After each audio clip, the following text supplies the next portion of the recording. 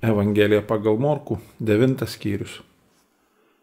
Jis dar jiems kalbėjo: iš tiesų sakau jums, tarp čia stovinčių yra tokių, kurie neragaus mirties, kol išvys Dievo karalystę ateinančią su galybė.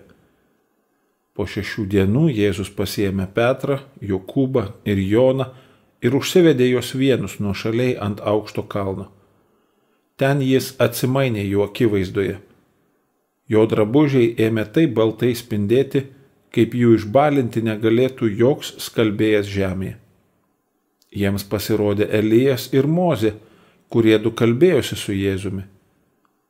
Petras ir sako Jėzui: Rabi, gera mums čia būti. Pastatykime 3 palapines, vieną tau, kitą Mozei, trečią Elijui. Jis nesižinojo, ką sakąs, nes jie buvo persigandę. Užėjo debesis ir uždengė juos, o iš debesies nuskambėjo balsas: šitas mano mylimasis sūnus, klausykite jo. Ir tuojau vėl apsižvalgę, jie nieko prie savęs nebematė, tik vieną Jėzų. Besileidžiant nuo kalno, Jėzus liepė niekam nepasakoti, ką jie buvo matę, kol žmogaus sūnus prisikels iš numirusių. Jie gerai įsidėmėjo šį pasakymą ir svarstė, ką reiškia prisikelti iš numirusių. Jie klausė Jėzų, kodėl rašto aiškintojai sako, jog pirmiau turi ateiti Elijas. O Jėzus atsakė: tikrai, Elijas ateis pirmiau ir viską atitaisys, bet kaipgi parašyta apie žmogaus sūnų, jog jis daug iškentėsęs ir būsiąs paniekintas. Todėl aš jums sakau, Elijas buvo atėjęs ir jie padarė su juo, ką norėjo, kaip apie jį parašyta. Sugrįžę pas kitus mokinius, jie pamatė apie juos susirinkusią minią ir besiginčiančius su jais rašto aiškintojus. Vos pastebėjusi Jėzų, minia labai nustebo ir visi bėgo jo pasveikinti. O jis klausė: ko ginčijatės su jais? Vienas iš minios jam atsakė: mokytojau, aš atvedžiau pas tave sūnų, kuris yra nebylės dvasios apsėstas. Kur tik sugriebusi, dvasia jį tąso, iš burnos jam eina putos, jis griežia dantimis ir pastyra. Aš prašiau tavo mokinius išvaryti dvasią, bet jie nepajėgė. Tuomet Jėzus tarė: o netikinti giminė, iki kol man reikės su jumis būti, kiek ilgai jūs kęsti, atveskite jį pas mane. Jie atvedė. Vos pamačiusi Jėzų, dvasia ėmė tąsyti berniuką, šis parpuolė ant žemės ir apsiputojęs pradėjo blaškytis. O Jėzus paklausė tėvą, ar nuo seniai jam taip darosi. Tas atsakė: nuo pat kūdikystės. Dvasia jį dažnai į ugnį stumdavo ir į vandenį, norėdama pražudyti. Tad jei ką gali, pasigailėk mūsų ir padėk mums. O Jėzus jam pasakė: jei ką gali, tikinčiam viskas galima. Vaiko tėvas sušuko: tikiu, padėk mano netikėjimui. Matydamas susibėgančią minią, Jėzus sudraudė netyrąją dvasią: nebylę ir kurčią dvasią įsakau tau, išeik iš jo ir daugiau nebegrįžk. Dvasia, klykdama ir smarkiai jį purtydama, išėjo, o berniukas liko tarsi negyvas, ir daugelis sakė: jis mirė.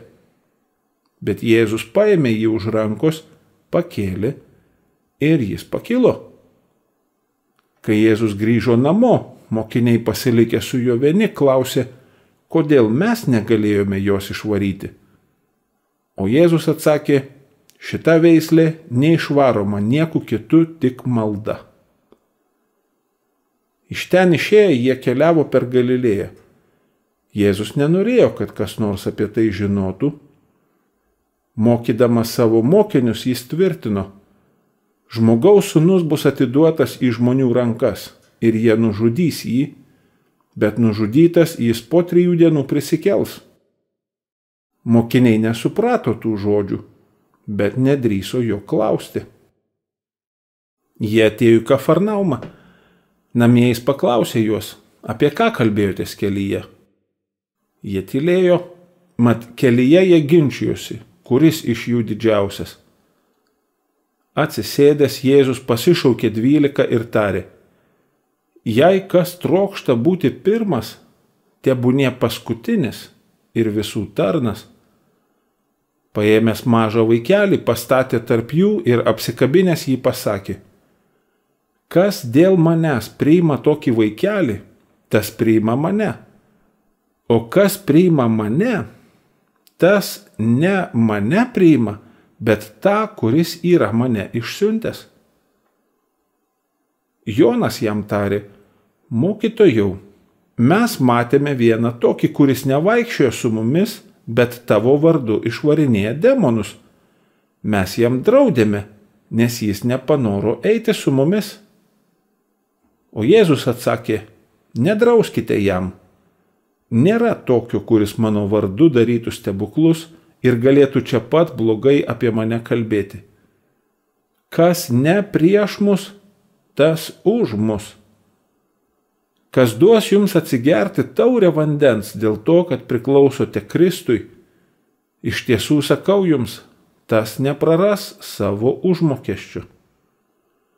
O kas papiktintų vieną iš šitų tikinčių mažutėlių, tam būtų daug geriau, jeigu jam užkabintų ant kaklo asilo sukamų girnų akmenį ir įmestų į jūrą. Jei tavoji ranka verčia tave nusidėti, nusikirsk ją. Tau verčiau sužalotam įeiti į gyvenimą, negu su abiem rankom patekti į pragarmę, į negęstančią ugnį.